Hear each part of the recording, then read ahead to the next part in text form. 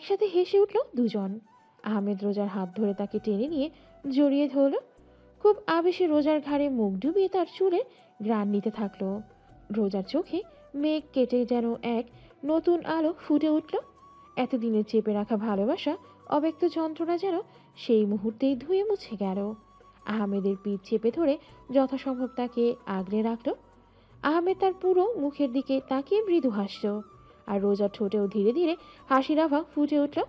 আহমেদ খুব আদুরে কণ্ঠে বলল, জানো রোজা, তোমার চোখে আমি সেই গভীরতা খুঁজে পাই যেখানে আমি নিজেকে খুঁজে নিতে পারি। তুমি আমার শান্তি, আমার কষ্টের অবসান, আর আমার প্রতিটি খুশির কারণ।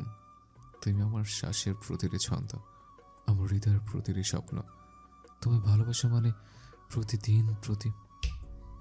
প্রতিটি দিন নতুন করে বাঁচা।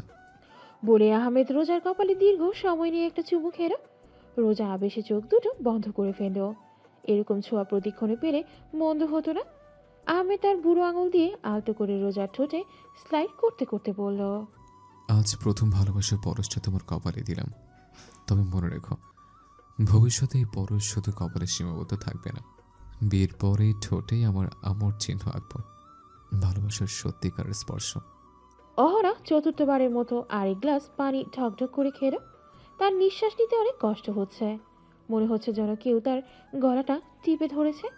তার পক্ষে এসব শোনা সম্ভব নয়। এগুলো রীতিমতো তার অসম্ভব রূপকথার রোমান্টিক কাহিনী মনে হচ্ছে, যা শুধুমাত্র গল্পেই সম্ভব।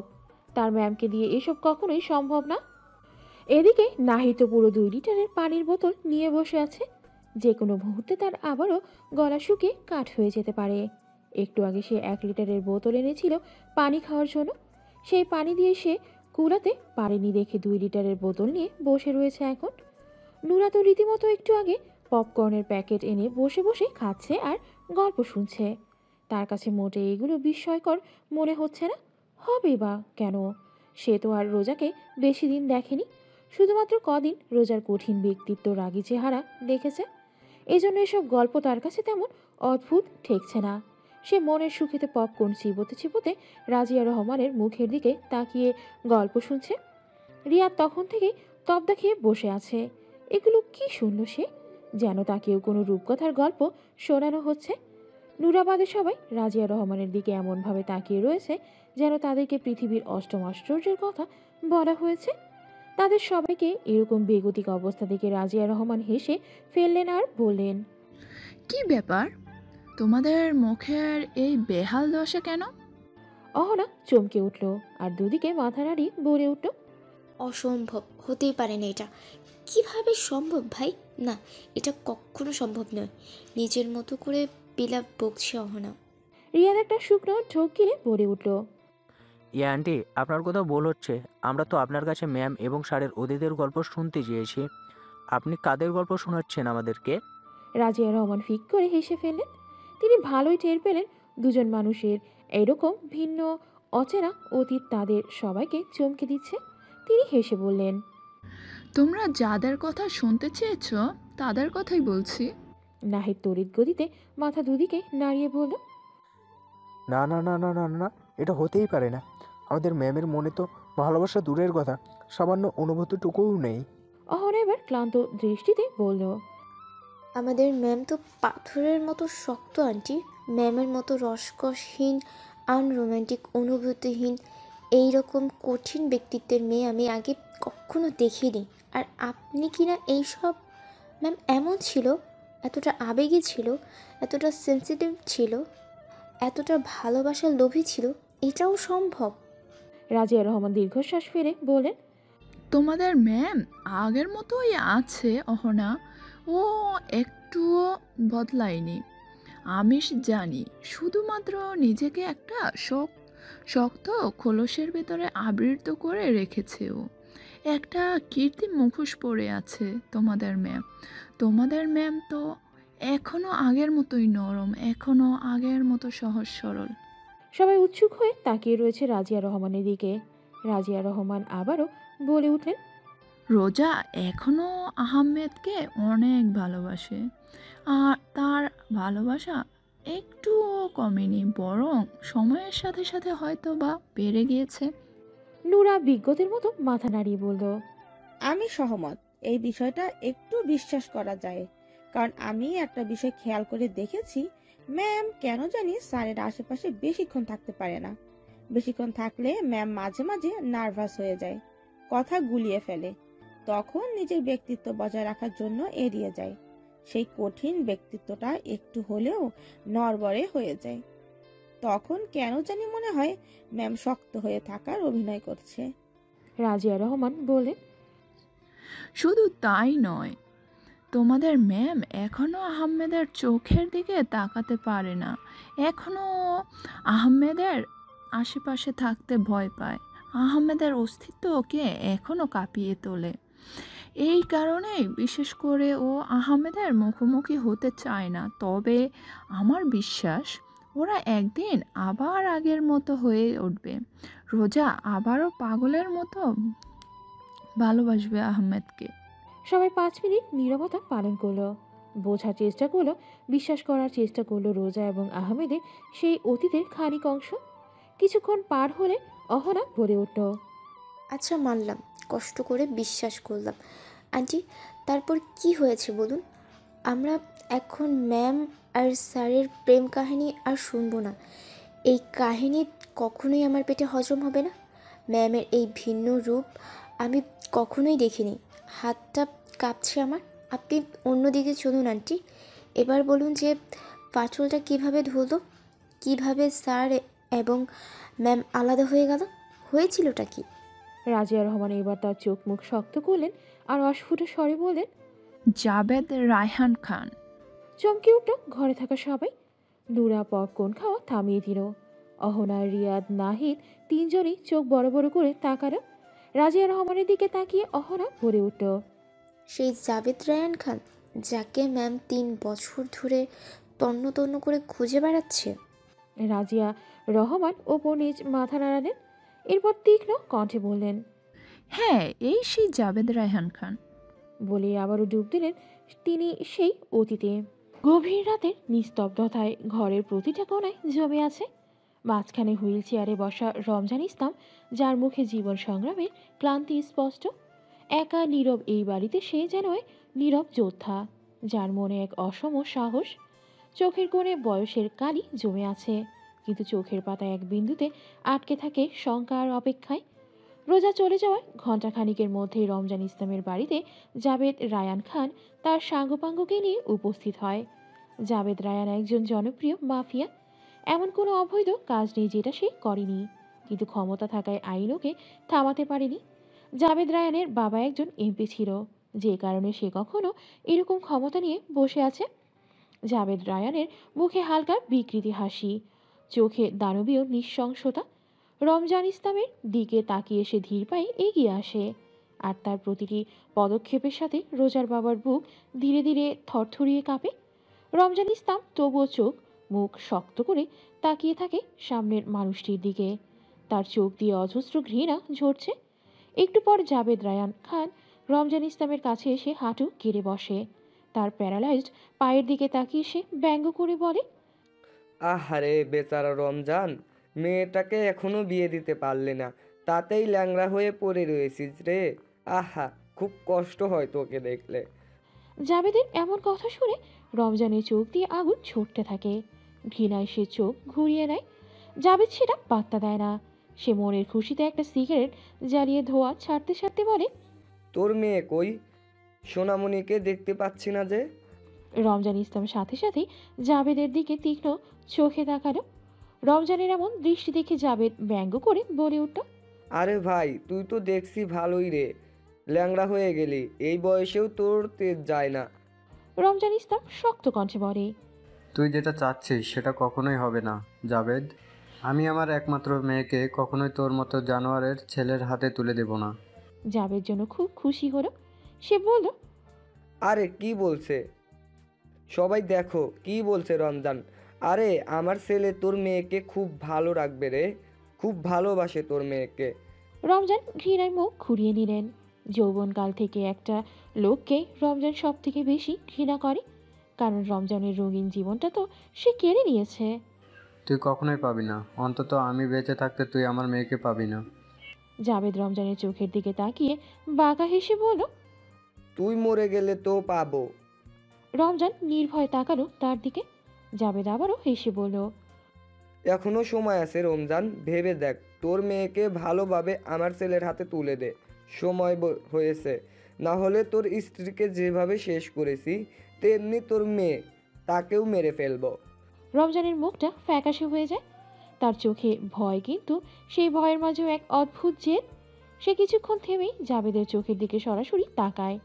গলার স্বর ধরে আসে, তবুও সোজাসুজি বলে। যা খুশি তাই কর, কিন্তু আমি আমার মেয়েকে তোর ছেলের মতো পশুর হাতে তুলে দেব না। মরার আগে শেষ নিঃশ্বাস পর্যন্ত লড়ব। জাবেদ কিছুক্ষণ চুপচাপ দাঁড়িয়ে থাকে, যেন রমজানের সাহস তাকে অবাক করে দিয়েছে। তারপর তার কুৎসিত হাসি আরও চওড়া হয়। পিছনে দাঁড়ানো তার সঙ্গীরা ভয়ে গমগম করছে ঘরটাকে, কিন্তু রমজান তার দৃষ্টি অনর জীবনের শেষ লড়াইয়ের জন্য প্রস্তুত। মেঘে ঢাকা আকাশ থেকে যেন ঝরে আসন্ন। জাবেদ খানিকক্ষণ হেসে বেরিয়ে যায় রমজানের ঘর থেকে। যাওয়ার সময় তর্জনী তুলে বলে যায়। আমি যে তোদের কি অবস্থা করব তুই ভাবতেও পারবি না। দরকার পড়লে তোর মেয়েকে এতিম বানিয়ে ছাড়বো আমি। বলি হনহন করে বেরিয়ে পড়ল জাবেদ রায়ান খান। জাবেদ রায়ানের প্রস্থানের পর রমজান ইসলাম খুব ভেঙে পড়ে। এই একটাই তার দুর্বলতা, তার মেয়ে রোজা। আসলে রমজান ইসলামের স্ত্রী কোনো রকমের অ্যাক্সিডেন্টে মারা যায়নি। এটা সত্য যে রোজার কাছ থেকে লুকিয়ে গেছে। এইসব কোনো বিষয় রোজা এখনো পর্যন্ত জানে না। আসলে জাবেদ রায়ানের একজন ছেলে রয়েছে, সে রোজাকে খুব পছন্দ করে।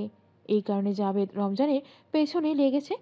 প্রথমত, জাবেদের সাথে রমজানের ব্যক্তিগত অনেক সমস্যা রয়েছে, যেটা আজ পর্যন্ত অনেকের অজানা। কিন্তু রোজার বয়স বাড়ার সাথে সাথে জাবেদের ছেলের নজর পড়ে রোজার উপর। রমজান ইসলাম একটা দীর্ঘশ্বাস ফেললেন। সে তার স্ত্রীকে এই শয়তানের হাত থেকে বাঁচাতে পারেনি। এই শয়তানের জন্য সে নিজেও প্যারালাইজড হয়ে গিয়েছে। এখন তার কিছু হলে তার মেয়েটাকে কে দেখবে? রোজার মনে আজ হাজারো প্রজাপতি উড়ে বেড়াচ্ছে। সে আজ নিজেকে সবচেয়ে সুখী মনে করছে। আজকের রাতটা তার জন্য শ্রেষ্ঠ রাত ছিল। সে কখনোই ভাবেনি যে আহমেদও তাকে এতটা ভালোবাসে। বারবার সেই মুহূর্তগুলোর কথা মনে পড়ে সে লজ্জায় লাল হয়ে যাচ্ছে। আহমেদ তার কপালে চুমু খেয়েছে, ভাবতেই বারবার তার শরীর হিম হয়ে যাচ্ছে। আজ সে এজন্য পণ করেছে হেঁটে হেঁটে বাড়ি ফিরবে। ঘণ্টাখানেক পর রোজা বাড়িতে ফিরে এসে ঘরে ঢুকে অবাক হয়ে যায়। রমজান ইসলামের হুঁশ ফিরে। সে ঠোঁট প্রসারিত করে হেসে বলে। না রে মা, তোকে ছাড়া ঘুম আসছিল না, এই জন্য উঠে পড়েছি। রোজা যেন খুব বিরক্ত হলো। সে কৃত্রিম রাগ দেখিয়ে বলল।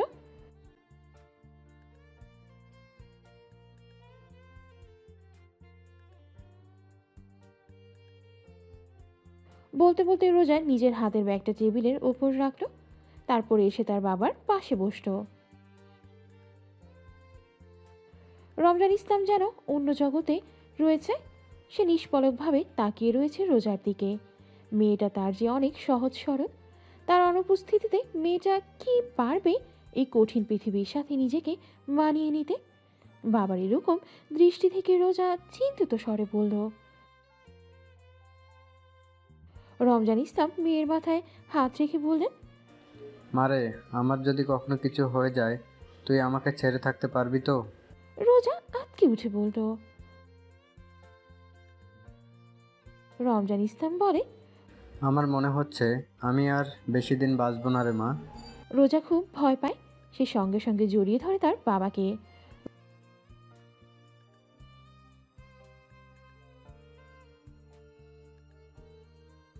রমজান ইসলাম মেয়েকে বুক থেকে উঠিয়ে তার মাথায় হাত রেখে বললেন।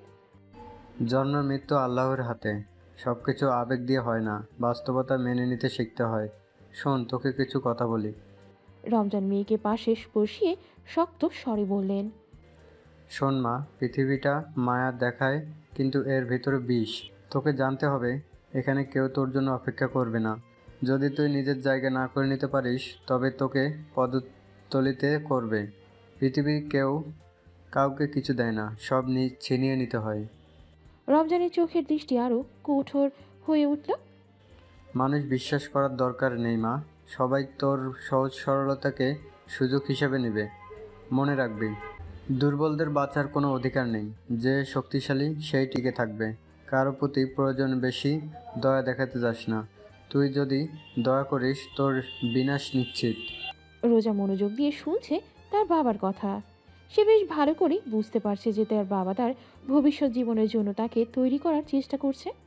রমজানের কণ্ঠ এবার আরও গাঢ় হলো, যেন তিনি মাটির গভীর থেকে কথা বলছেন। তোর হৃদয় নরম হলে তুই টিকে থাকতে পারবি না। কঠিন হতে হবে। শত্রুদের কোনো সুযোগ দিতে নেই। কেউ তোর ক্ষতি করতে আসলে প্রথমে আঘাত করবি। প্রতিশোধ প্রয়ণ হতে হবে তোকে। প্রতিটি পদক্ষেপে সাহসী হবি। তোর রাগকে শক্তি হিসেবে ব্যবহার করবি। তিনি হাতটা মেয়ের কাঁধে রেখে বললেন, আর একটা কথা মা, কখনো তোর মনের দুর্বলতাকে যে কাউকে দেখাবি না। সবাই তোর মনের গভীরতা বোঝার চেষ্টা করবে না। হাতে গোনা কয়েকজন করবে। যারা করবে তারা তো সবচেয়ে আপন মানুষ। তাই শক্ত হতে শেখ।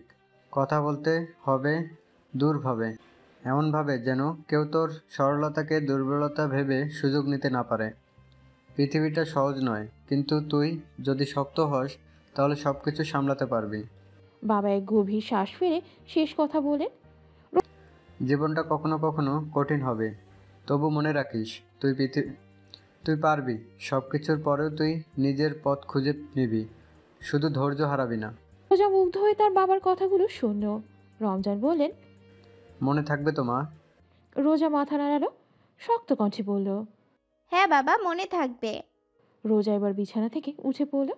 দরজার কাছে যেতেই পেছন থেকে আবারও রমজান ইসলাম ডেকে উঠল। রোজা পিছনে ঘুরতেই তিনি একটু নরম সুরে বলেন, শোন মা, ভালোবাসা সহজ কিছু নয়। এটা জীবনের অন্যতম গুরুত্বপূর্ণ বিষয়। ভালোবাসা মানুষকে বদলে দিতে পারে, তাকে শক্তি দিতে পারে। তবে মনে রাখবি, ভালোবাসতে হবে খুব বুঝে শুনে। সবাই ভালোবাসার যোগ্য নয়। রোজা অবাক হয়ে তাকালো তার বাবার দিকে। তাহলে কি তার বাবা বুঝে ফেলল যে সে আহমেদকে ভালোবাসে? হঠাৎ এসব কথা বলছে কেন?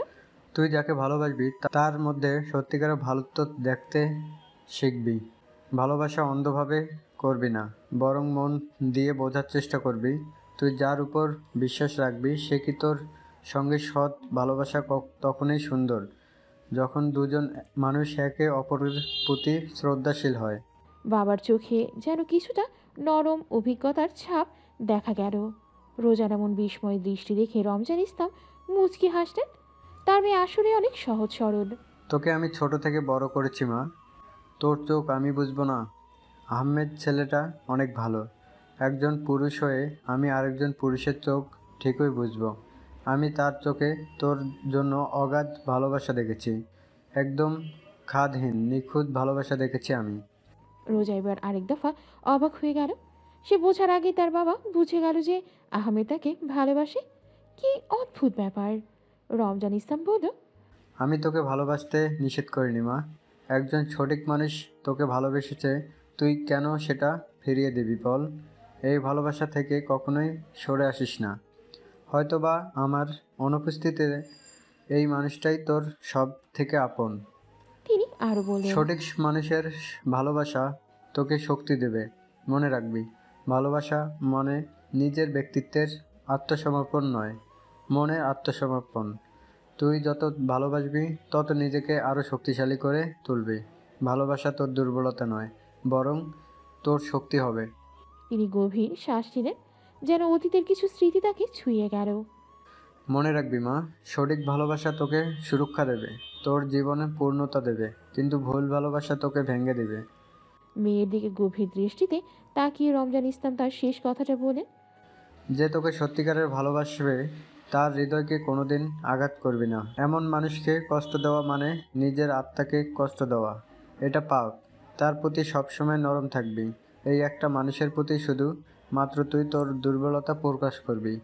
এই একটা মানুষের সামনে তুই শুধু সরল সহজ থাকবি। আত্মসমর্পণ করে দিবি নিজেকে তার কাছে, কারণ এমন ভালোবাসা জীবনে বারবার আসে না।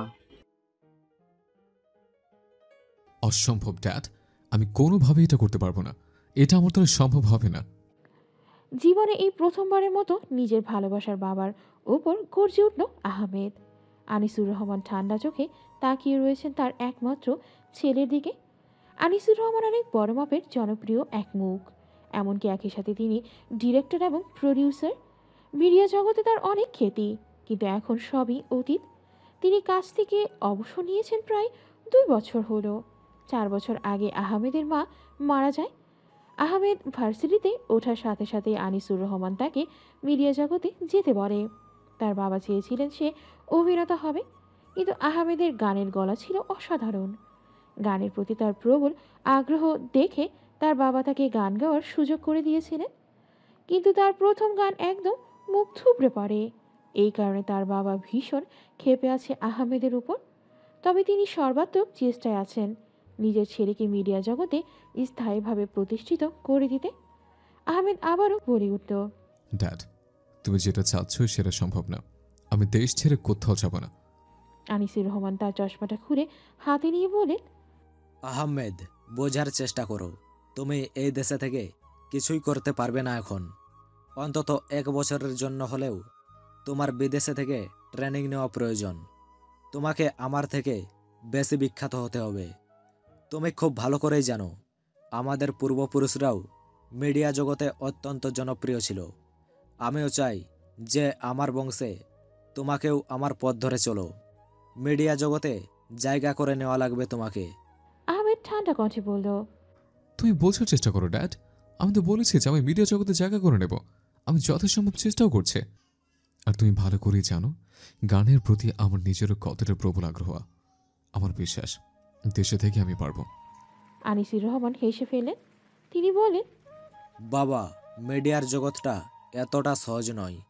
কেউ শুধুমাত্র তার গুণ দিয়েই, তার প্রতিভা দিয়েই মিডিয়া জগতে জায়গা করে নিতে পারে না। তার জন্য অভিজ্ঞতার প্রয়োজন হয়, পরিশ্রম করার প্রয়োজন হয়। আমি আশা করি তুমি বুঝতে পেরেছ। আহমেদ আর সহ্য করতে না পেরে সোফা থেকে উঠে দাঁড়ালো আর বলল, আমি কোথাও যেতে পারবো না। এই দেশ ছেড়ে আমি 1 বছর কেন 1 মাসের জন্য যেতে পারবো না ড্যাড। আনিসুর রহমান এবার ক্ষেপে উঠলেন, কি আছে তোমার এ দেশে? তোমার তো গ্র্যাজুয়েশন শেষ, আর তুমি তো সারা জীবনের জন্য অন্য দেশে চলে যাচ্ছ না। তোমাকে তো আমি সারা জীবনের জন্য কানাডাতে যেতে বলছি না। শুধুমাত্র 1 বছর তোমার গানের জন্য ওখানে ট্রেনিং নিলেই তুমি যোগ্য হয়ে ফিরে আসতে পারবে। কথাটা বোঝার চেষ্টা করো তুমি। আহমেদ বলল। Dad please. এবার আনিসুর রহমান সোফা থেকে উঠে দাঁড়িয়ে বললেন, তুমি যদি আমার কথা না রাখো তাহলে তুমি আমার মরা মুখ দেখবে আহমেদ। আর এক মুহূর্ত না থেকে আনিসুর রহমান হনহন করে তার ঘরে চলে গেলেন। আহমেদ খুবই চিন্তায় পড়ে গেল, কি করবে কিছু বুঝতে পারছে না। এই সময় বিদেশে যেতে তার একদমই মন টানছে না। এদিকে রোজা আছে, সে রোজাকে রেখে কিভাবে 1 বছর থাকবে বিদেশ গিয়ে। আহমেদ চিন্তা ভাবনা করতে থাকলো। কিছুক্ষণ পর সে তার ফোনটা বের করে রোজাকে কল করলো। রোজা পড়তে বসেছিল সেই সময়। আহমেদের ফোন করার সাথে সাথে সে কলটা ধরল। আহমেদ তাকে কিছু বলতে না দিয়ে কাতর কণ্ঠে বলে উঠল, রোজা, বিকেলবেলা একটু আমার সাথে দেখা করতে পারবে? রোজা আগে হলে বলতো যে কেন, কি হয়েছে? কিন্তু আজকে সেটা বলল না। আজ সরাসরি বলল, পারবো। কোথায় দেখা করবেন বলুন? এত চিন্তার মাঝেও রোজার এই একটি কথা শুনে আহমেদের বুক প্রশান্তিতে ভরে গেল। একটু হেসে আহমেদ বলল, তোমাকে বেশি দূর আসতে হবে না। তোমার বাড়ির সামনে যে পার্কটা আছে ওখানে এসো, আমি ওখানে যাব। বিকেলবেলা সূর্য পশ্চিম দিগন্তে দোল খাচ্ছে, যেন একটা লাল কাপড়ে সেজেছে। হালকা বাতাসে পাতাগুলো দোল খাচ্ছে, যেন প্রকৃতি তাদের অন্তরে লুকানো আবেগের গল্প বলে। পার্কের মাঝে পেছন দিকে একত্রিত হওয়া গাছগুলির ছায়া পড়েছে, তৈরি করেছে এক নিঃশব্দ গোপনীয়তা। চারিদিকে পাখিরা কিচিরমিচির করে সুরেলা গান ধরেছে, কিন্তু সেই গান আহমেদের কানে যাচ্ছেই না, কারণ তার কানে তো এখন অন্য এক গানে সুর বাজছে রোজার। সে জানে কানাডায় গিয়ে গানের অভিজ্ঞতা অর্জন করা, শেখা তার বাবার অনেক দিনের ইচ্ছা, কিন্তু বাবার এই প্রত্যাশার চাপ তাকে আরও একবার ভাবতে বাধ্য করে, কারণ তার হৃদয় তো অন্য পথে পা বাড়িয়েছে। তার পা থমকে যায়, ভাবনার জালে আটকে যায় ওই এক রমণীর কাছে। এখন আহমেদ পার্কের নিস্তব্ধ এক কোণে বসে আছে, মনে মনে রোজাকে দেখার অপেক্ষা করার আর তর সইছে না। রোজাকে কিছু কিভাবে কথাটা বলবে সেটা ভেবেই তার বুক থুকপুক থুকপুক করছে। মেয়েটা যদি তাকে ভুল বোঝে? না, রোজা যদি একবারও এটার জন্য মন খারাপ করে তাহলে সে যাবে না, কোনোভাবেই যাবে না। কিছুক্ষণের মধ্যে পার্কের সেই নির্জন কোণে আগমন ঘটে রোজার। রোজার আগমনের দিকে তাকিয়ে আহমেদ ভীষণ চমৎকৃত হয়। সঙ্গে সঙ্গে বেঞ্চ থেকে উঠে দাঁড়ায়। সাদা শাড়ির মধ্যে যেন সে এক প্রজাপতির মতো ফুলের মাঝে বসে আছে। তার কৌতূহলী চোখে সজীবতা স্পষ্ট। আহমেদের বুকের মধ্যে এক অদ্ভুত অনুভূতি জাগে। সে কি করে এই স্নিগ্ধ ফুলটাকে রেখে এত দূরে যাবে? রোজা আহমেদের কাছে এসে হাসি মুখে উৎফুল্ল বলে ওঠে, আরে বাহ, আপনিও সাদা শার্ট পরেছেন, আমিও সাদা শাড়ি পরেছি। দেখেছেন আমাদের কত মিল। আমার কেন জানি আজ মনে হচ্ছিল যে আপনি সাদা রঙের কিছু একটা পরে আসতে পারেন। এই জন্য আমিও সাদা রঙের এই শাড়িটা পরে আসলাম। ভালো লাগছে আমাকে। খুব সুন্দর লাগছে। রোজা এবং আহমেদ একসঙ্গেই বেঞ্চে বসল। রোজা এবার কৌতূহলী নিয়ে জিজ্ঞেস করলো, হঠাৎ করে এইভাবে কেন ডাকলেন? কিছু হয়েছে? আসলে আহমেদ গলা রুক্ষ হয়ে আসছে। একটা বড় শ্বাস নিয়ে আহমেদ সমস্ত ঘটনা খুলে বলল রোজাকে। পুরো সময়টা সে রোজার দিকে না তাকিয়ে বলল। সবকিছু বলার পর আহমেদ একটা দীর্ঘশ্বাস ছেড়ে নিচের দিকে তাকিয়ে বলল। রোজার দিকে তাকানোর আর সাহস নেই তার। সবকিছু শোনার পর কিছুক্ষণ রোজা চুপ থাকলো। এরপর ধীরে ধীরে আহমেদের কাছে এসে বসে, তার চোখের দিকে তাকায়। আপনি কি সত্যিই যেতে চান? রোজা খুব স্বাভাবিকভাবেই প্রশ্ন করে। আমি জানি না। আহমেদের কণ্ঠস্বর কম্পিত হয়ে আসে। আমি এখন কোনোভাবে দেশ ছেড়ে যেতে চাচ্ছি না, মূলত তোমাকে ছেড়ে যেতে চাচ্ছি না। কিন্তু ড্যাডের আশা, আমার স্বপ্ন, ড্যাড আমাকে ইতিমধ্যে ইমোশনাল ব্ল্যাকমেল করা শুরু করে দিয়েছে। রোজা তার আলতো হাতে আহমেদের হাতটি স্পর্শ করে। গায়ক হওয়া তো আপনার স্বপ্ন, এই স্বপ্ন তো পূরণ করতে হবে। আপনি চাইলে সব কিছু সম্ভব। যদি আপনার স্বপ্ন পূরণ করার জন্য আপনাকে অত দূরে যেতে হয় তাহলে আপনি অবশ্যই যাবেন। আহমেদ অবাক হয়ে তাকালো রোজার দিকে। রোজার হাত দুটো ধরে বলল, তুমি আমাকে ভুল বুঝছো না তো? রোজা যেন অবাকের চূড়ান্ত পর্যায়ে পৌঁছে গেল। আমি ভুল বুঝবো কেন? আপনি আপনার স্বপ্ন পূরণ করবেন না? এটা সত্যি যে অত দূরে গেলে মন খারাপ হবে, কিন্তু আপনি তো ফিরে আসবেন। রোজা হাসি মুখে বলল। আহমেদ বুঝতে পারল যে মেয়েটা আসলে বিষয়টা ভালোভাবে বুঝতে পারেনি। এবার সে চোখ শুরু করে বলল, রোজা, আমি কিন্তু 1 বছরের জন্য যাব। সাথে সাথে রোজার মুখ কালো হয়ে গেল। ধক করে উঠল তার বুকটা। রোজা কাঁপা কাঁপা কণ্ঠে বলল, 1 বছর? এতদিন থাকবেন ওখানে? আহমেদ মাথা নাড়ালো। এবার রোজার মন খারাপ হতে শুরু করলো। অন্যমনস্ক হয়ে গেল সে। সে তো ভেবেছিল কয়েকদিনের জন্য হয়তোবা। পার্কের বাতাসে এক ঝাঁক ফুলের গন্ধ ভাসছে। সেই মুহূর্তে দুই হৃদয়, দুই স্বপ্নের এক সুরে বাঁধা পড়ে। রোজা একদম চুপ হয়ে গেছে। রোজার এই নীরবতা দেখে আহমেদ যা বোঝার বুঝে গেল। আহমেদ তৎক্ষণাৎ বলে উঠল, না রোজা, আমি যাব না। রোজা তড়িঘড়ি করে বলে উঠল, না না, আপনি এটা কি বলছেন? আপনার বাবার স্বপ্ন এটা। আপনি আমার জন্য কেন আপনার বাবার স্বপ্ন নষ্ট করবেন? আর তাছাড়া গায়ক হওয়া, এটা তো আপনারও স্বপ্ন। আমিও তো চাই আপনি অনেক বড় গায়ক হন, পুরো দেশ আপনাকে চিনুক। আপনি যাবেন, আপনি অবশ্যই যাবেন। আহমেদ কাতর চোখে তাকালো রোজার দিকে। সে জানে রোজা মন থেকে এটা বলছে না। আহমেদ তার একটু কাছে আসলো, ধীর কণ্ঠে বলে উঠল। রোজা। রোজা যেন প্রস্তুত ছিল। সে কৃত্রিম রাগ দেখিয়ে বলে উঠল, আরে আপনি অবশ্যই যাবেন। কি শুরু করেছেন আপনি বলুন তো? আমি কি ছোট বাচ্চা নাকি? হতে পারে আমি একটু বোকা, তাই বলে আপনি আমাকে অবুঝ মনে করছেন? এত আবেগ দেখাতে লাগবে না। আবেগ দিয়ে কি জীবন চলে? রোজার এত কঠিন কথা শুনেও আহমেদের ঠোঁটের কোণে মুচকি হাসি ফুটে উঠল। কারণ সে রোজার চোখে স্পষ্ট দেখতে পাচ্ছে। রোজার চোখ ইতিমধ্যেই পানিতে টলমল করছে। যে কোনো সময় গড়িয়ে পড়তে পারে অশ্রুকণা। হঠাৎ করেই রোজা বলে উঠল, ওখানে গিয়ে আপনি কি আমাকে ভুলে যাবেন? রোজার গলা শোনায় মৃদু কান্নার ছাপ। রোজার এমন কান্না জড়ানো কথাটা শুনে আহমেদের বুকটা ঢক করে ওঠে। কিছুক্ষণ স্তব্ধ হয়ে থাকে সে। তারপর ধীরে ধীরে রোজার চোখের দিকে তাকিয়ে বলে, ভুলে যাব? নিজেকে ভুলে যাওয়া যায়, নিজের সত্তাকে ভুলে যাওয়া যায়, নিজের হৃদয়কে ভুলে যাওয়া যায়। তুমি জানো, কানাডায় ঠান্ডা হাওয়ায় যদি কখনো আমার দম বন্ধ হতে থাকে, তোমার কথা মনে পড়লে আমি বাঁচতে পারবো। এই দূরত্ব আমাদের ভালোবাসাকে ভাঙতে পারবে না রোজা। তোমার জন্য আমার হৃদয়ের প্রতিটি স্পন্দন থাকবে ঠিক যেমন এখন আছে। হয়তো আমি পাশে থাকতে পারবো না, কিন্তু প্রতিটা রাতে তোমার নাম নিয়ে ঘুমাবো। প্রতিটা সকালে তোমার কথা ভেবে জেগে উঠবো। তোমার স্মৃতি ছাড়া আমি এক মুহূর্ত কাটাতে পারবো না। তার কণ্ঠের গভীর আবেগ, চোখের মায়া রোজার ভেতরকার যন্ত্রণাকে আরও প্রবল করে তোলে। রোজার বুকের ভেতর অনুভূতির জোয়ার বইছে। যে কোনোভাবেই আহমেদকে আটকে রাখবে না। অন্তত তার জন্য আহমেদ দেশে পড়ে থাকুক, সেটা সে চায় না। সে নিজেও চায় আহমেদ অনেক বড় কিছু করুক। হঠাৎ করে সে উঠে এসে আহমেদকে শক্ত করে জড়িয়ে ধরে, যেন ছাড়তে চায় না আর কখনো। তার হাত আহমেদের শরীরে মিশে যেতে চায়, সব শূন্যতাকে পূর্ণ করতে। আহমেদ বুঝতে পারে রোজা তার চোখের পানি লুকাতে তাকে জড়িয়ে ধরেছে। ধীরে ধীরে তার হাত রেখে দেয় রোজার মাথায়। গভীর ভালোবাসায় সে তার কপালে নরম চুমু খায়, যেন সমস্ত দুঃখ মুছে ফেলতে চায়। তারপর তার ঘাড়ের দিকে মুখ নামিয়ে আরেকটি চুমু খায়, যেন প্রতিটি অনুভূতি, প্রতিটি আশ্বাস তার মধ্যে ঢেলে দিতে চায়। রোজার দেহের প্রতিটা বাঘ আহমেদের শক্ত বাহুর মাঝে আবদ্ধ হয়ে পড়ে। রোজা হঠাৎ করে আহমেদকে ছেড়ে দিয়ে আহমেদের চোখের দিকে তাকায়, কিন্তু তার দুই হাত এখনও আহমেদের ঘাড়েই রয়েছে।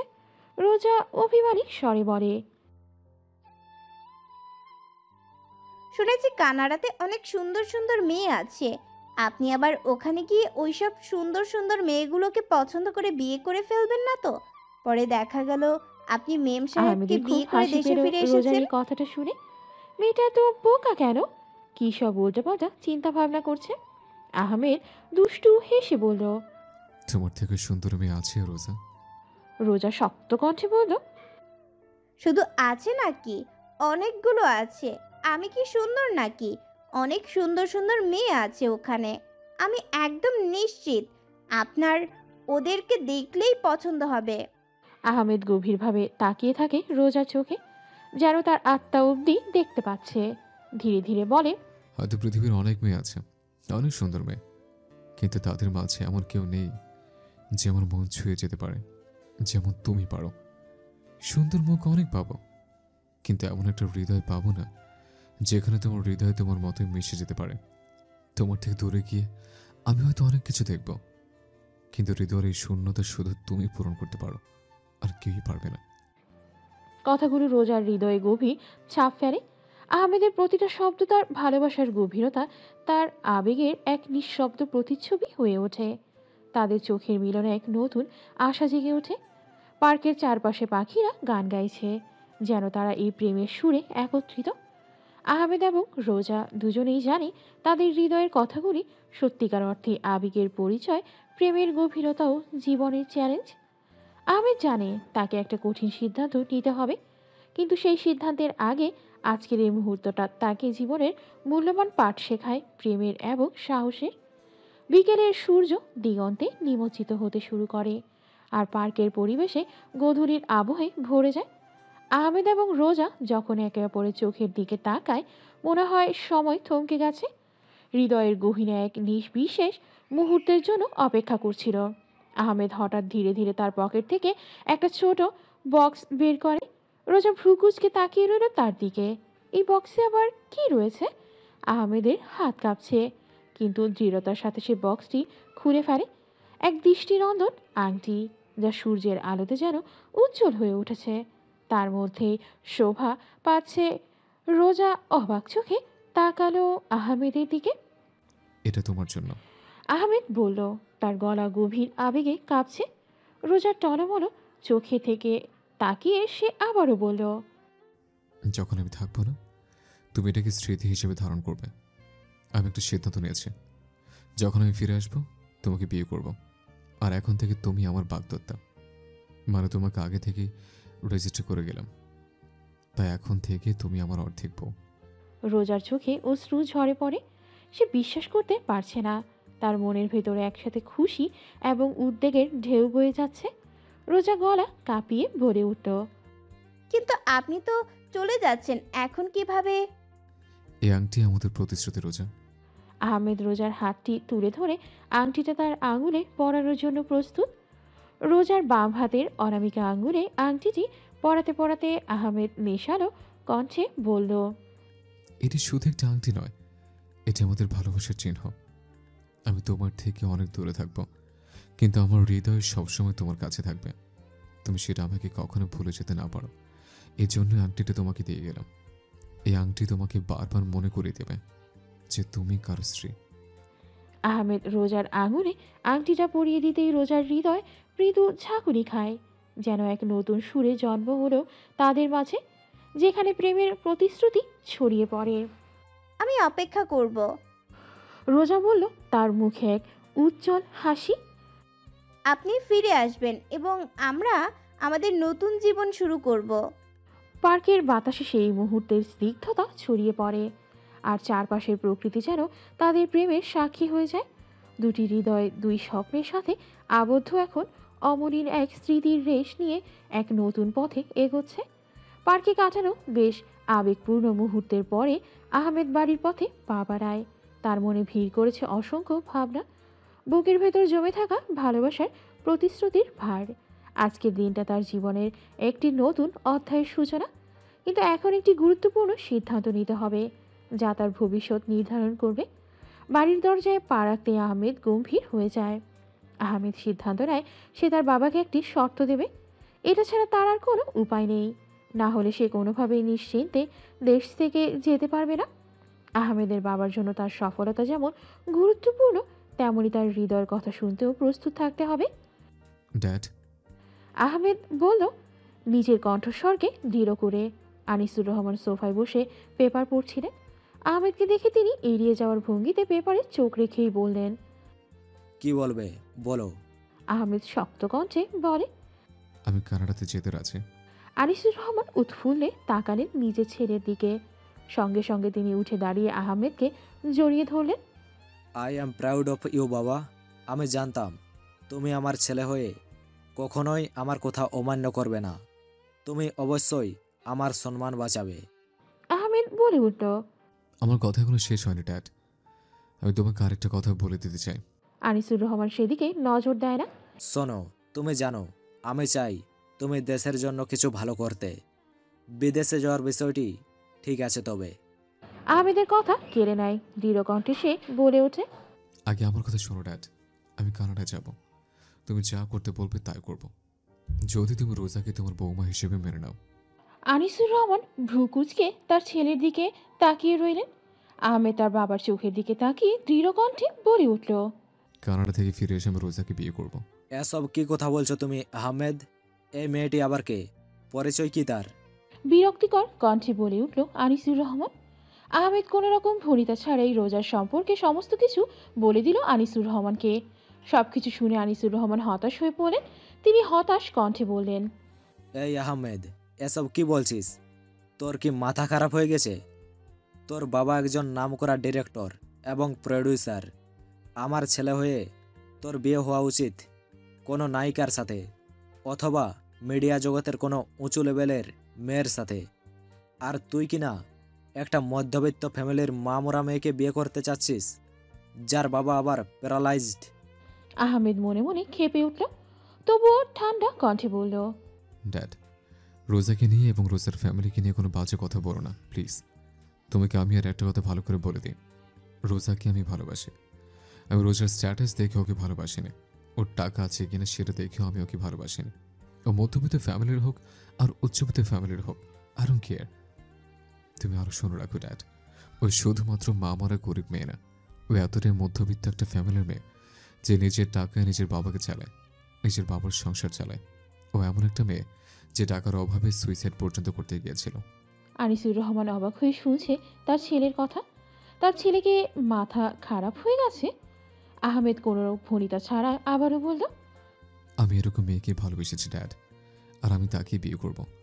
এখন তুমি যদি আমাকে জিজ্ঞেস করো যে কি দেখে আমি ভালোবেসেছি, তাহলে আমি দুঃখিত, এর উত্তর আমার কাছে নেই।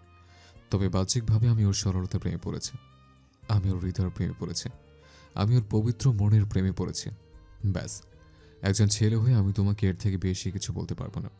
আনিসুর রহমান দু আঙ্গুল দিয়ে কপাল ঘষে বললেন, দেখ বাবা, মাথা ঠান্ডা কর। মেয়েটা মনে হচ্ছে ভালো করেই তোর মাথাটা খেয়েছে। তোকে আমি বলি, এরকম গরিব ঘরের মেয়েরা ইচ্ছে করে বড়লোক ছেলেদেরকে ফাঁসায়, তারপর টাকা নিয়ে ভেগে যায়। আহমেদের চুয়াল শক্ত হয়ে আসে। আজ পর্যন্ত সে কোনোদিনও রোজাকে দামি কিছু গিফট করতে পারেনি। তার কারণ দামি কিছু দিতে গেলেই রোজা সবসময় রিজেক্ট করেছে। শুধুমাত্র আজকেই সে আংটিটা দিয়েছে, হয়তোবা ভালোবাসার চিহ্ন হিসেবে দিয়েছে দেখেই রোজা সেটা নিয়েছে। আর সেই মেয়েটাকে তার বাবা টাকা লোভী মনে করছে। আনিসুর রহমান আবারও বলে, আমি ড্যাম শিওর মেয়েটা তোর সাথে চিটিং করছে। তোর টাকার লোভেই মেয়েটা তোর সাথে ভালোবাসার নাটক করছে। আহমেদ পাকা হাসল, এরপর বলল, ঠিক বলেছো ড্যাড, তুমি একদম ঠিক বলেছ। ও অনেক লোভী, অনেক বেশি লোভীও, কিন্তু টাকা লোভী না। সে আমাকে পাওয়ার জন্য লোভী, সে ভালোবাসা লোভী। আনিসুর রহমান কিছুক্ষণ নীরব থেকে গভীর চিন্তা করে। আহমেদ আবারও বলে, ড্যাড, আমার জীবনের এই মুহূর্তটা আমার জন্য খুবই গুরুত্বপূর্ণ। আমি রোজাকে সত্যি অনেক ভালোবাসি। যদি তুমি মেনে না নাও, তবে আমি দেশ ছেড়ে কোথাও যেতে পারবো না। এই সিদ্ধান্তে আমি স্থির। তুমি যদি আমাকে ভালোবেসে থাকো, তাহলে তুমি আমার ভালোবাসাকে সম্মান করবে। আনিসুর রহমান বেশ কিছুক্ষণ নীরব থাকেন, মনে মনে দ্বন্দ্বে জড়িয়ে পড়েন। কিন্তু সময় কাটতে থাকে। তার ছেলের একাগ্রতা ও প্রেমের গভীরতা তাকে নাড়িয়ে দেয়। শেষে তিনি বলেন, আমি তোমার ভালোবাসাকে সম্মান করি আহমেদ, কিন্তু তোমাকে নিজেই সিদ্ধান্ত নিতে হবে। যদি তুমি সত্যি বিশ্বাস করো যে সে তোমার জন্য সঠিক, সে যদি সত্যি তোমাকে ভালোবেসে থাকে, তাহলে আমিও আপত্তি জানাবো না। তবে মনে রেখো, তোমার কেরিয়ারও খুব গুরুত্বপূর্ণ। বলে আনিসুর রহমান তার ঘরে চলে গেলেন। আহমেদ অবশেষে আনন্দে প্রশ্বাস ফেলল। তার বাবার কথাই সে আশাবাদী হয়। আহমেদের মনে আজ অনেক দ্বিধা। রোজার বাবার সঙ্গে দেখা করতে আসার আগে তার মন বিষণ্ণ হয়ে পড়েছিল। বাড়ির দরজায় দাঁড়িয়ে সে অনুভব করলো আজকের দিনে তার হৃদয় কতটা ভারী। জানালা দিয়ে বাতাস প্রবাহিত হচ্ছিল, যেন বাতাসও তার অনুভূতির সুরকে উপলব্ধি করছে। আহমেদের মনে তো একটা পরিকল্পনা। সে মূলত রোজাকে বিয়ে করার প্রস্তাব নিয়েই তার বাবার কাছে এসেছে। অন্তত যাওয়ার আগে অনুমতি নিয়ে যাক। আহমেদের আগমনে রোজার বাবা যেন খুব খুশি হলেন। তিনি খুশি মনে জিজ্ঞেস করলেন, কেমন আছো বাবা? আলহামদুলিল্লাহ, ভালো আছে আঙ্কেল। আপনি ঠিক আছেন তো? আপনার শরীর কেমন? রমজান ইসলাম একটু হেসে বলেন, খুব ভালো আছি বাবা, খুব ভালো আছি। তো তুমি আর কতদিন আমাকে আঙ্কেল বলে ডাকবে বাবা? আহমেদ যেন খুব অবাক হয়ে গেল। সে একটু ইতস্তত করে বলল। মানে? রমজান ইসলাম ক্ষীণ হেসে বললেন, না বাবা, কিছু না। তুমি বলো বাবা, তোমার কেমন দিনকাল যাচ্ছে? হঠাৎ যে বাড়িতে এলে, কিছু বলবে নাকি? আহমেদ আবার রুক্ষ কণ্ঠে বলে উঠল। আঙ্কেল, আসলে আমি কানাডা যাচ্ছি। প্রথম থেকে আহমেদ সমস্ত ঘটনা রমজান ইসলামকে খুলে বলল। রমজান ইসলামের মুখটা সাথে সাথে ফ্যাকাশে হয়ে গেল। তিনি কিছু বোঝার বলার আগে আহমেদ আবারও বলে উঠল, কিন্তু আমি এখানে এসেছি আপনাকে জানাতে যে আমি রোজাকে বিয়ে করতে চাই। রমজান ইসলামের মুখে ঝিলিক দিয়ে উঠল। তিনি কাঁপা কাঁপা কণ্ঠে বললেন, কি বলছো বাবা, সত্যি? আহমেদ সম্মতি জানালো। হ্যাঁ, সত্যি আঙ্কেল, আমি ওকে বিয়ে করতে চাই। আপনি যদি সম্মতি দেন, তাহলে আমি নিশ্চিন্ত থাকতাম। কানাডা থেকে ফিরে এসে ওকে আমি পুরোপুরি নিজের করে নেব। রমজান ইসলাম আনন্দে হুঁশ হারালেন। তিনি সাথে সাথে উৎফুল্লে বলে উঠলেন, এ তুমি কি বলছো বাবা? এটাও সম্ভব? তুমি কোথায় আর আমার মেয়ে কোথায়? তুমি তো অনেক বড় লোকের ছেলে বাবা, এটা কিভাবে? আহমেদ রমজান ইসলামকে থামিয়ে দিয়ে নমনীয় হয়ে বলল, আঙ্কেল প্লিজ, আপনি এখন আমার বাবার মতো আগের যুগের বাংলা সিনেমার ডায়লগ দিয়ে শুরু করবেন না। আমি আমার বাবাকে বলেছি, আমার পরিবারে তেমন কেউ থাকে না তো আঙ্কেল। আমার মাও তো রোজার মায়ের মতো আমাদের ছেড়ে চলে গেছে। আমি আমার ড্যাডকে বলেছি রোজার বিষয়, রাজি হয়েছেন উনি। রমজান ইসলাম বিশ্বাস করতে পারছিলেন না যেন। তিনি আহমেদের দিকে তাকিয়ে আছেন, যেন তার চাহনি ছিল সমস্ত জীবনের ধকল বই নিয়ে আসা। তুমি কি নিশ্চিত?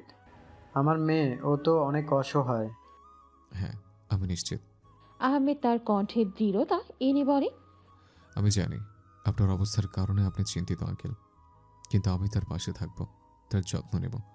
আমি জানি এটা শুনতে খারাপ লাগলেও সত্যি যে আপনি বেশি দিন বাঁচবেন না, কিন্তু আমি তাকে সুখী রাখার প্রতিজ্ঞা করছি আঙ্কেল।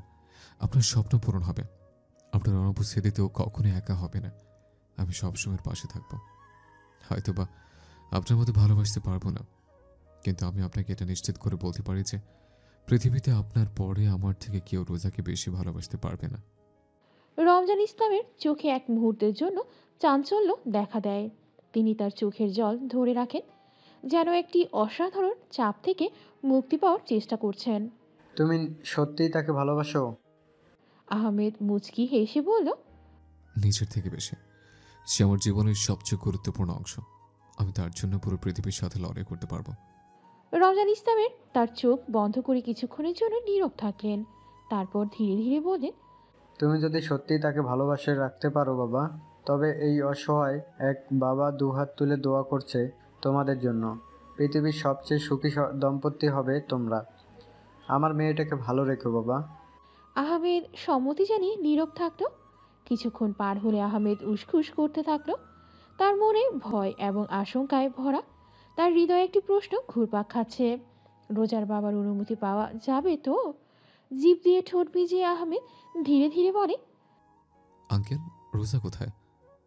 আপনার মেয়ের সাথে কিছুক্ষণের জন্য দেখা করতে পারবো? আসলে কালকে এয়ারপোর্টে আমাকে বিদায় জানানোর জন্য ওকে তো আসা লাগবে। কখন চলে যাচ্ছি সেটা ওকে জানানো প্রয়োজন। রমজান ইসলাম তড়িঘড়ি করে বললেন, হ্যাঁ বাবা, কেন নয়। ও তো ছাদে আছে। যখন ও তোমাকে দেখতে পেয়েছে তখনই ছাদে চলে গেছে। তুমি যাও, ওর সাথে দেখা করে এসো। আহমেদ বেশ বুঝল রোজা অভিমান করে তার চোখের সামনে আসছে না, এই জন্য তাকে তাদের বাড়িতে আসতে দেখে এসে ছাদে চলে গেছে। আহমেদ রমজান ইসলামের পাশ থেকে উঠে দাঁড়ালে রমজান ইসলাম আবারও ডেকে ওঠে আহমেদকে। আহমেদ পিছু ঘুরে বলে, বলুন আঙ্কেল। রমজান ইসলাম বলেন, বাবা, তোমাকে একটা কথা বলি। তোমাকে আমি অনেক বিশ্বাস করেছি বাবা। আমার মন বলেছে তুমি আমার মেয়ের জন্য যোগ্য। নিজের ছেলে হিসেবে তোমাকে আমি একটা কথা বলতে চাই। আহমেদ আবারও রমজান ইসলামের পাশে বসল এবং নমনীয় হয়ে বলল। হ্যাঁ আঙ্কেল, বলুন। রমজান ইসলাম বললেন, বাবা, এটা ঠিক যে আমি বেশি দিন বাঁচব না, কিন্তু যতদিন আমার বাঁচার কথা ছিল আমি হয়তো বা ততদিন বাঁচব না। আমার আয়ু আরও অনেক বেশি কমে এসেছে বাবা। আহমেদ কিছু বুঝল না। সে রাশভারী কণ্ঠে বলল, কেন আঙ্কেল, এসব বলছেন কেন আপনি? রমজান ইসলাম আহমেদের চোখের দিকে তাকিয়ে বলেন, তুমি শুধু একটা নাম মনে রেখো বাবা। এই নামটাই ভবিষ্যতে তোমার আর রোজার কাজে লাগবে। শুধু একটা নাম তুমি মনে রেখো। আমার মৃত্যুর পর তুমি এই নামটা দিয়ে ভেবে দেখবে, তাহলে সব উত্তর পেয়ে যাবে। আহমেদ গুরুতর ভঙ্গিতে বলল। কি নাম? রমজান ইসলাম শক্ত কণ্ঠে বলে উঠলেন, জাভেদ রায়হান খান। আহমেদ দ্রুত ছাদের দিকে চলে যায়। ছাদে পৌঁছালে তার হৃদয়টি দ্রুত ধড়ফড় করতে থাকে। রোজা সেখানে একা বসে আছে। মনে হচ্ছে যেন পৃথিবীটা তার চারপাশেই থেমে গেছে। সে দূরে তাকিয়ে আছে, যেন কোথাও একটি অদৃশ্য স্মৃতির মধ্যে ডুবে গেছে। রোজা? আহমেদ ডেকে ওঠে। রোজা অবাক হয়ে ফিরে তাকায়, চোখে অশ্রু, মুখে একরাশ বিষণ্ণতা। আপনি আপনি কেন এসেছেন? তোমার সাথে কিছু কথা বলতে এসেছে রোজা। আহমেদ ধীরে ধীরে কাছে গিয়ে বলে।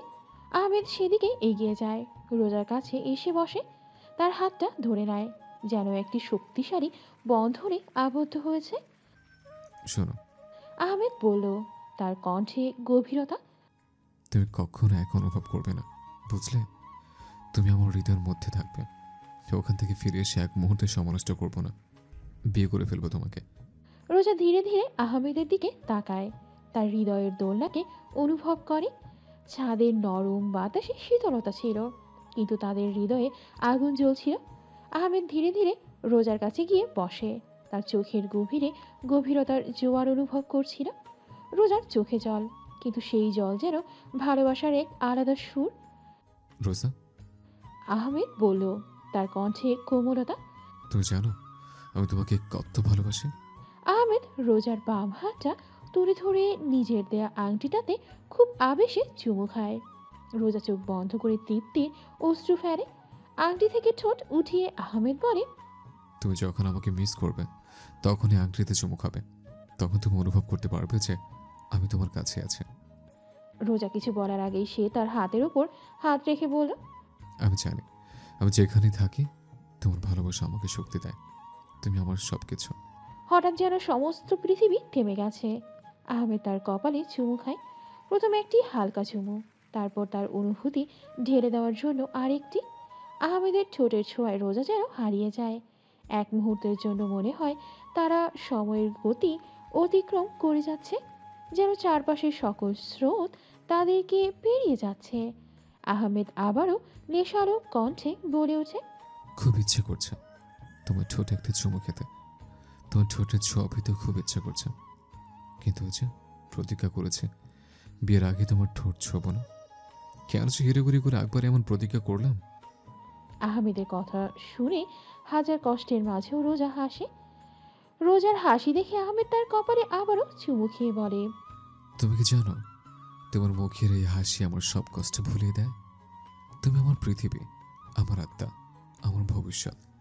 তোমাকে হারানো মানে আমার জীবনের আলো হারানো।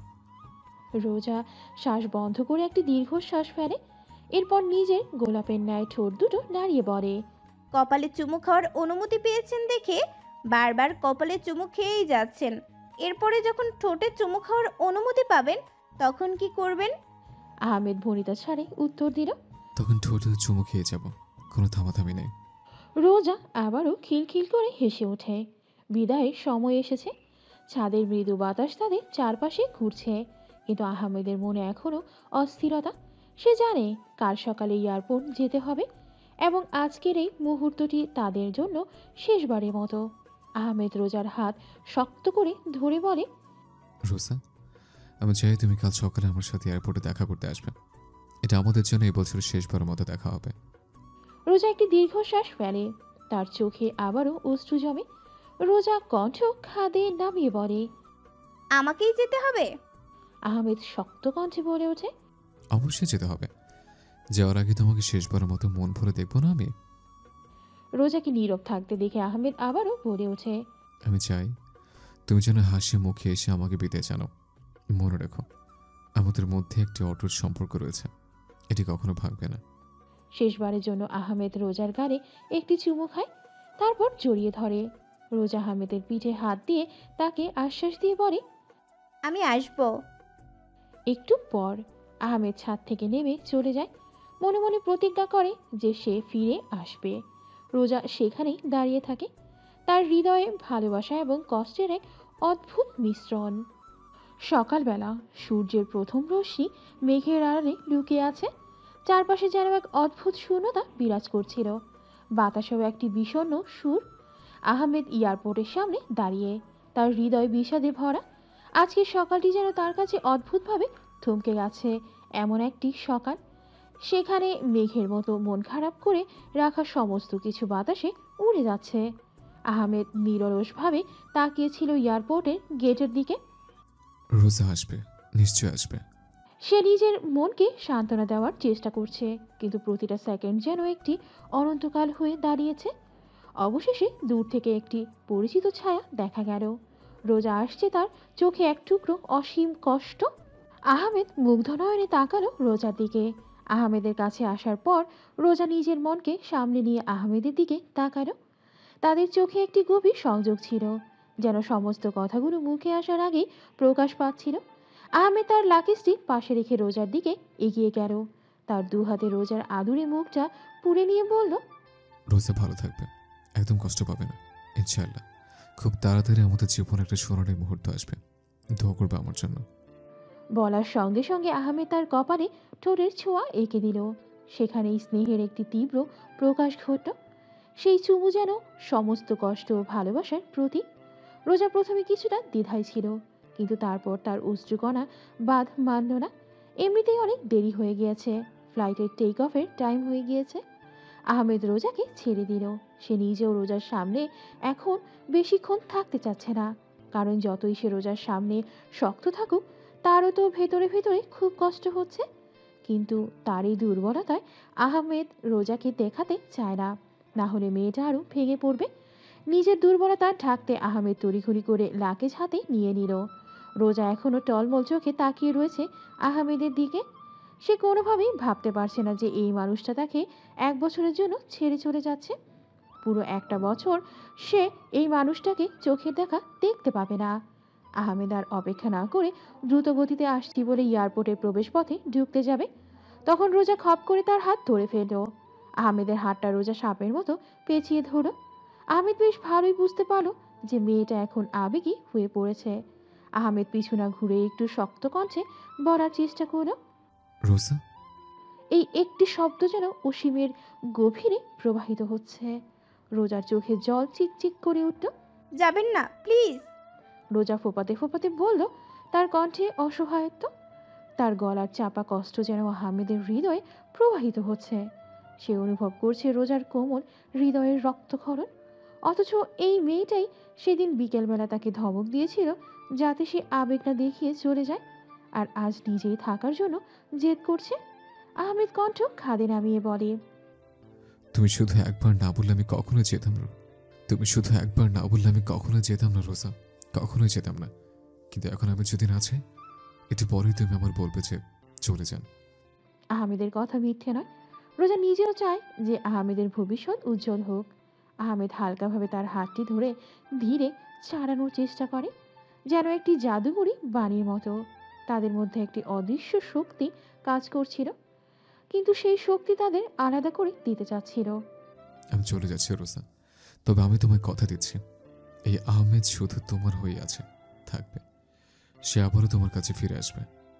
আহমেদ তার হাতের স্পর্শ থেকে ধীরে ধীরে মুক্ত হতে থাকে, যেন একটি পাতা ঝরে পড়ছে। রোজার হৃদয়টা যেন ছিঁড়ে যেতে লাগলো। আহমেদ কিছু না বলে হাতটি আরো আলতো করে ছাড়ে।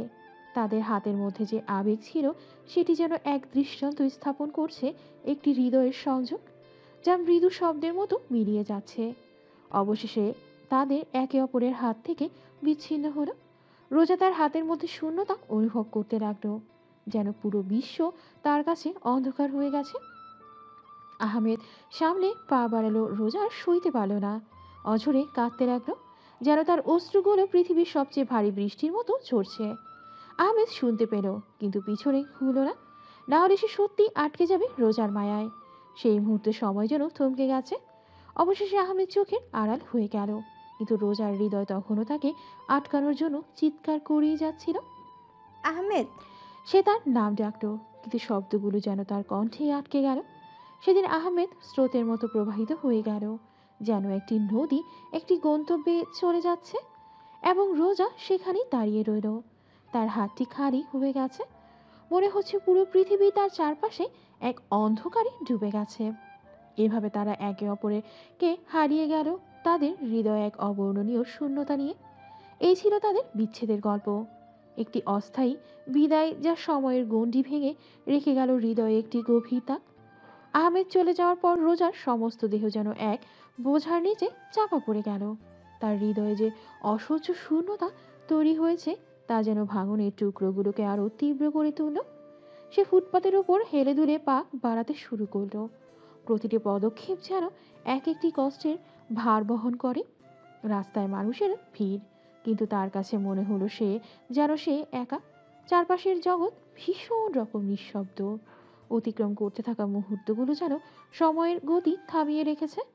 প্রতিটি মুখের দিকে তাকিয়ে সে শুধু হতাশার একটি ছবি দেখতে পাচ্ছে। আমি কিভাবে বাঁচবো?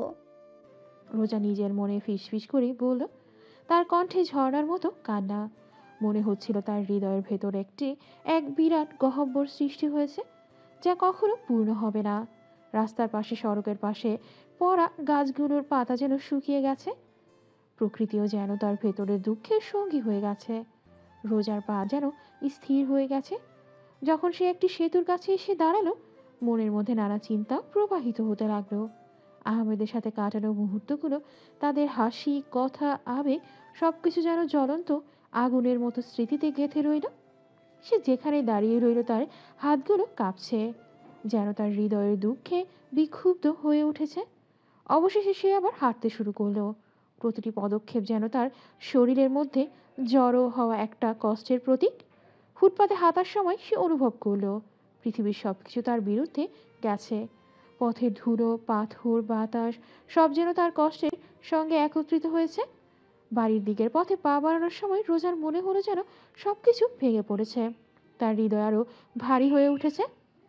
প্রতিটা শ্বাস যেন তার জন্য একটি শাস্তি। সকালের স্নিগ্ধ বাতাসে তার হৃদয়ের বিষণ্ণতা আরও গভীর হয়ে উঠেছে। সে চাইছিল যেন সব কিছু আবার ফিরে আসে, যেন আহমেদ তার পাশে ফিরে আসে, কিন্তু সেই চাওয়া ছিল শুধু একটি দুরাশা। এভাবে রোজার বাড়ির দিকে পা বাড়ালো, কিন্তু তার মনে ছিল কষ্টের একটি গহ্বর, একটি অবর্ণনীয় শূন্যতা, যা তাকে কেবল অন্ধকারের দিকে টেনে নিয়ে যাচ্ছে। কিন্তু কে জানতো এটাই শেষ নয়, রোজার জন্য আরও ভয়ানক কিছু অপেক্ষা করছে। রোজা কি জানতো এই দিনটাই তার জীবনের এক ভয়ানক কাল হয়ে দাঁড়াবে? এই একই দিনে সে তার ভালোবাসার সাথে তার জীবনের আরেক অংশ হারিয়ে ফেলবে।